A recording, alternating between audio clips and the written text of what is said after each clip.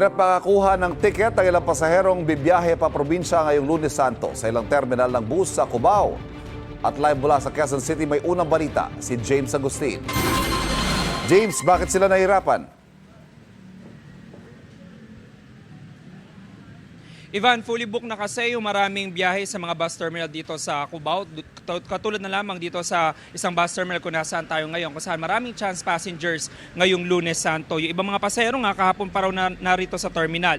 Nagbabaka sakali silang makakuha ng ticket at makauwi na sa kanilang probinsya.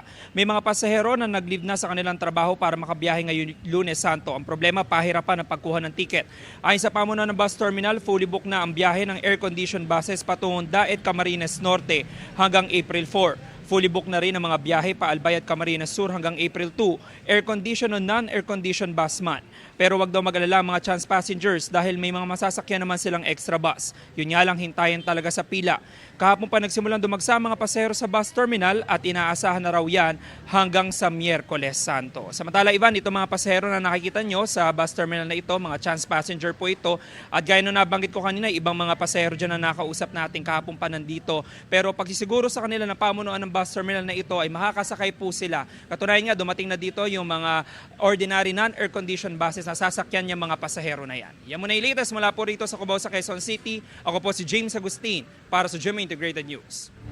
Kapuso, huwag magpapahuli sa latest news and updates. Mag-iuna ka sa balita at mag-subscribe sa YouTube channel ng GMA Integrated News.